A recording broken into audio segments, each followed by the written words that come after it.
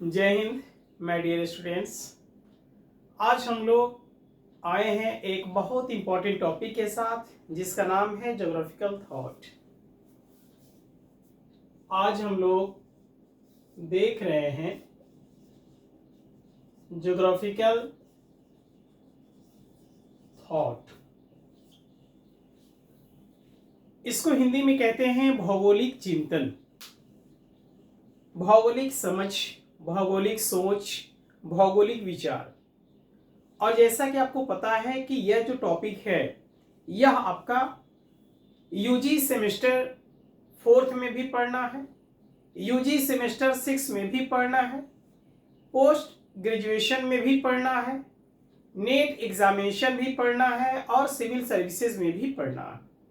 यानी ये ऐसा टॉपिक है ज्योग्राफिकल थॉट जिसको के यूजी से लेकर पीजी से लेकर कॉम्पिटिटिव एग्जाम्स तक इसको देखना है।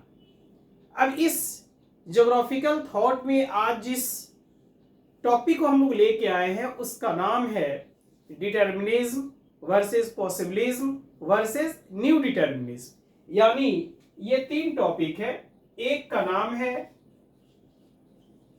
डिटर्मिनिज्म, दूसरे का नाम है पॉसिबिलिज्म और तीसरे का नाम है न्यू डिटर्मिनिज्म। इन तीनों का अर्थ क्या होता है?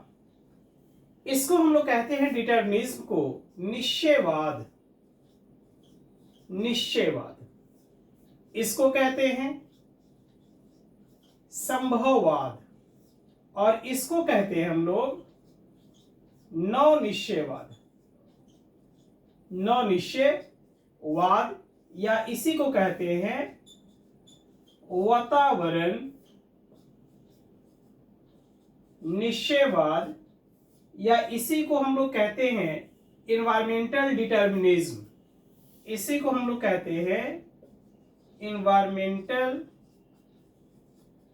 डिटर्मिनिज्म। यानी इसको इतने नामों से हम लोग जानते हैं। अब आइए हम लोग बारी बारी से देखें कि इसमें ये जो टॉपिक है जिसको मैंने कहा कि पहला जो हमारा है निश्चयवाद यानी डिटर्मिनिज्म। इस डिटर्मिनिज्म का मतलब क्या होता है? डिटर्मिनिज्म का मतलब होता है नियतिवादी। नियति का मतलब होता है प्रकृतिवादी। लोग कहता है ना अक्सर आम बोलचाल की भाषा में कि ये तो नियति को ही मंजूर था, तो यहां नियति को मंजूर दैट मीन्स कि प्रकृति को मंजूर, दैट मीन्स कि नेचर को मंजूर।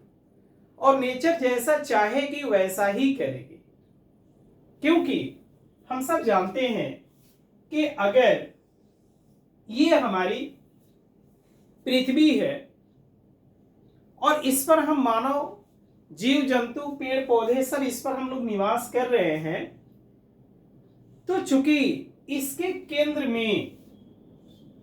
केंद्र में हमारा नेचर होता, केंद्र में क्या होता है?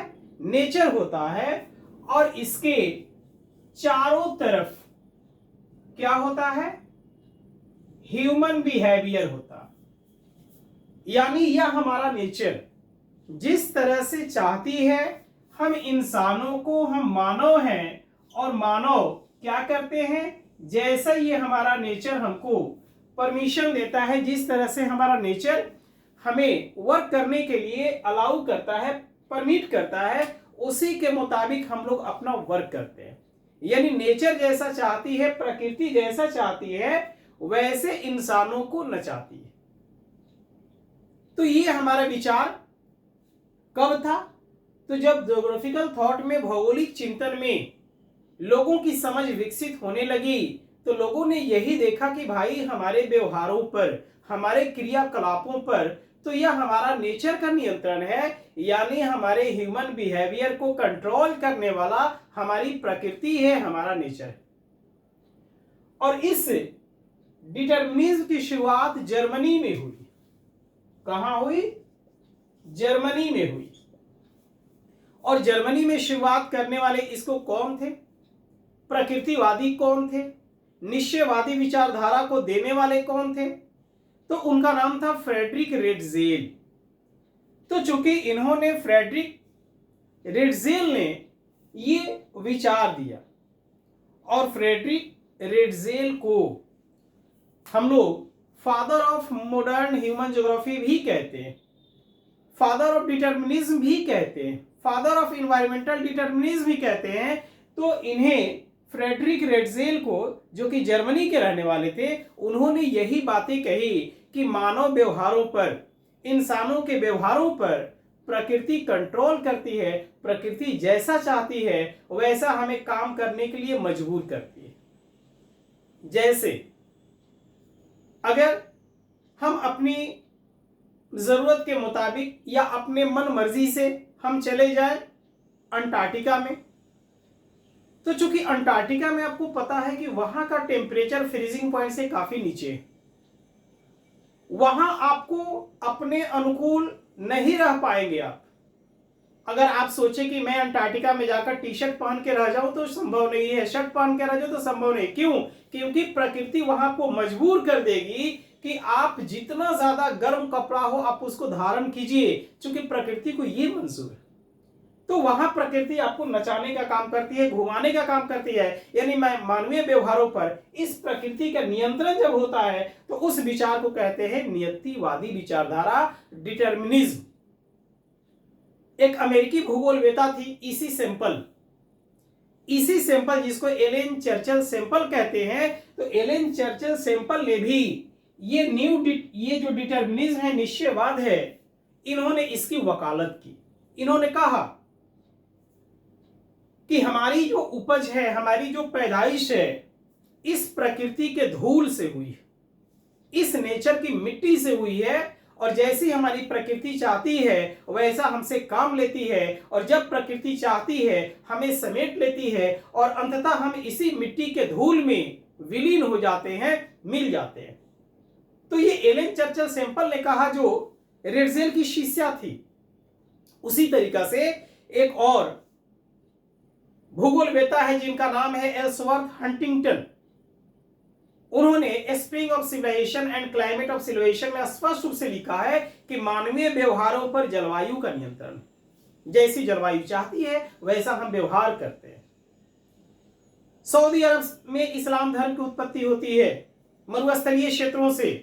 वहां उसने परमिट किया कि हमें जो है कि एक दतुअन से कई दिनों तक मुंह धोने की आवश्यकता है, क्योंकि वहां वनस्पतियां नहीं है, और अगर हर रोज एक पेड़ को, एक डाली को काटते जाएंगे तो एक तो वहां वनस्पति नहीं है, मरुस्थलीय क्षेत्र है, तो वहां उसका इस्तेमाल करना सतत संभव नहीं है। तो वहां के कंसेप्ट में, वहां की कल्चर में, संस्कृति में ये बातें शामिल हो गई कि हमें वनस्पतियों को संरक्षण करने की आवश्यकता है। सर से पैर तक शरीर को ढक के रखने की जरूरत है। तो हमारे आचार विचार पर जलवायु का प्रभाव पड़ता है, प्रकृति का प्रभाव पड़ता है, ये हंटिंगटन ने बातें कही। इसी तरीका से हमबोल्ट ने इसकी वकालत की, रिटर ने वकालत की। तो कई ऐसे भूगोलवेता हैं जो इस निश्चयवाद की वकालत की। लेकिन जर्मनी और फ्रांस में हमेशा से एक दूसरे से 36 नहीं 72 का आंकड़ा था। जो जर्मनी बातें कहता था भूगोलवेता, उसको सीधे जो है फ्रांसीसी भूगोलवेता काटते थे। इन लोगों ने क्या कहा, फ्रांसीसी भूगोलवेताओं ने, कि नहीं भैया, ये जो हमारी प्रकृति है, तो प्रकृति का इंसान दास नहीं है, क्योंकि इसके केंद्र में मानव है, ह्यूमन है, और ये हमारा नेचर, ये हमारा नेचर है। यानी किसने कहा? फ्रांसीसी भूगोलवेताओं ने। और वहीं से शुरुआत होती है पॉसिबिलिज्म की, यानी फ्रांस से शुरुआत होती है पॉसिबिलिज्म की, पॉसिबिलिज्म की यानी संभववाद की। संभववाद की शुरुआत होती है कहां से? फ्रांस से। और किसने शुरू किया? तो शुरू किया विडाल डीला ब्लाश ने। यानी इन्हें विडाल डीला ब्लाश को फादर ऑफ पॉसिबिलिज्म कहा जाता है, फादर ऑफ ह्यूमन ज्योग्राफी कहते हैं। तो चूंकि ये फादर ऑफ पॉसिबिलिज्म यानी संभववाद के इन्हें जनक कहाता है, संभववाद का इन्हें पिता कहाता है विडाल डिलाब्लास को, जो फ्रांसीसी भूगोलवेता थे। इन्होंने कहा कि भैया ये जो इंसान है ना, ये जो मानव है, ह्यूमन है, ये प्रकृति का दास नहीं है, बल्कि यह मनुष्य अपनी आवश्यकता अनुसार इस नेचर में मॉडिफाई करता, परिवर्तन करता। जैसे कि एक एलफेब्रे का नाम आता है, एलफेब्रे, एलफेब्रे, ये भी फ्रांसीसी भूगोलवेता। इन्होंने क्या कहा? इन्होंने कहा कि there are no necessities but everywhere possibilities, man as master of possibilities is the जज ऑफ देयर यूज। यानी इंसान स्वयं का मालिक है, इंसान स्वतंत्र है और वह अपनी आवश्यकता अनुसार वो जैसा चाहता है प्रकृति का इस्तेमाल करता है। यानी इसने कहा कि मानव तो केंद्र में है और प्रकृति के इशारों पर इंसान नाच नहीं रहा है, बल्कि इंसान जो है उसमें मॉडिफिकेशन करता है। जैसे मान लीजिए ये समर सीजन है, ये ग्रीष्म ऋतु है। ग्रीष्म ऋतु में टेम्परेचर बहुत ज्यादा है, लेकिन मानव अपने सूझबूझ से, मानव अपनी आवश्यकताओं की पूर्ति के लिए क्या किया उसने, इस जिलजिलाती जो धूप है, तपिश है, गर्मी है, उसको उसने क्या किया, शीत ऋतु की फीलिंग्स ला दिया घरों में एयर कंडीशनर को लगाकर। घरों में आपने एसी लगा लिया, बाहर टेम्परेचर 45 डिग्री सेल्सियस है, अंदर का टेम्परेचर वह 15 डिग्री रख सकता है, 20 डिग्री रख सकता है, 25 डिग्री रख सकता है। वह अपनी आवश्यकता अनुसार जितना चाहे रख सकता है और वह जाड़े की फीलिंग्स उसको आ जाती है, कंबल रजाई ओढ़ के वो सोता है। तो मैन तो यहां मास्टर हुआ, जो कि हमारी नेचर में उसने तब्दीलियां कर दी, यानी संभव बना दिया। इसी विचारधारा को मानने वाले लोगों को कहा गया संभववादी विचारधारा। यानी मानव अपनी आवश्यकता अनुसार नेचर के व्यवहारों को, नेचर को जो है कंट्रोल करता। लेकिन इन दोनों में विवाद चल ही रहा था, संभववादियों में और नियतिवादियों में। तो उसी बीच 20वीं शताब्दी में एक ऑस्ट्रेलिया के मूल भूगोलवेता जो अमेरिका में चले गए थे, जाके बस गए थे, जिनका नाम था टेलर महोदय। तो चूंकि टेलर ने ये बातें कही नियो डिटर्मिनिज्म की, नियो डिटर्मिनिज्म की, न्यू डिटर्मिनिज्म की बात इन्होंने कही, जिसको कहते हैं हिंदी में नव निश्चयवाद। नव निश्चयवाद, निश्चयवाद। ये नव निश्चयवाद का क्या मतलब होता है? नव निश्चयवाद का मतलब ये होता है कि ये आधुनिक डिटर्मिनिज्म, ये साइंटिफिक डिटर्मिनिज्म। तो इन्होंने क्या, कौन सी बातें कह दी? तो इन्होंने कहा कि हमारा जो ये नेचर है और ह्यूमन बिहेवियर है, तो एक्चुअली में ये नेचर और ह्यूमन बिहेवियर एक दूसरे पर नियंत्रण स्थापित नहीं करता है, बल्कि एक दूसरे को सपोर्ट करता है। जैसे ये मान लीजिए ये नेचर है और ये ह्यूमन है, तो ये एक दूसरे को सपोर्ट करता, जैसी जरूरत पड़ती है उसके मुताबिक ये व्यवहार करता। ऐसा नहीं कि नेचर का पूरी तरह से ह्यूमन एक्टिविटीज पर नियंत्रण है और नहीं इंसान पूरी तरह से हमारे प्रकृति पर, पर्यावरण पर विजय प्राप्त कर लिया। हाँ, जब जब यह इंसान, यह मानव आवश्यकता से अधिक इस नेचर का दोहन करना शुरू कर देता है, इस नेचर का आवश्यकता से ज्यादा जब दोहन करने लगता है, जब लगता है कि इसको जो है कि प्रकृति पर पूरी तरह से डोमिनेट हो रहा है, तब जाके प्रकृति रिएक्ट करती है। और प्रकृति का जब रिएक्शन होता है तो इंसान धाराशायी हो जाता है। प्रकृति जब इंसानों के व्यवहार से रुष्ट हो जाती है तो उस कंडीशन में तूफान आता है, उस कंडीशन में साइक्लोन आता है, उस कंडीशन में भूकंप आता है, उस कंडीशन में सुनामी आती है, उस कंडीशन में बाढ़ सुखाड़ आता है। और आपको याद होगा कि कोविड-19 जैसे महामारी भी आती है, यानी कोरोना वायरस भी आता है। यानी तरह तरह की जो प्राकृतिक आपदाएं होती है वो आती है, और इंसान जो अपने आप को सुपरमैन समझ रहा था, इंसान को जो है औकात दिखा देती है कि इंसानों तुम्हारी यही औकात। एयर कंडीशनर लगा लिए हैं प्रकृति पर नियंत्रण करने के लिए, लेकिन क्या होगा, टेम्परेचर बढ़ता चला जाएगा। उस कंडीशन में ग्लोबल वार्मिंग होगी, वैश्विक तापमान में वृद्धि होगी, और उसका कारण क्या होगा, तरह तरह की प्राकृतिक आपदाएं आएंगी, और हमारी जो एक्टिविटीज बहुत डेवलप हो चुकी थी, तुरंत प्रकृति जो है उसको हीरो से जीरो बना देगी। तो ये बातें किसने कहा, इसको जो है कि टेलर महोदय ने कहा, और उन्होंने यही बातें कही। इसका नाम दिया stop and go determinism. Stop and go determinism इसका नाम दिया, यानी रुको और जाओ, रुको और जाओ। ये किसने कहा, टेलर महोदय ने कहा ये बातें।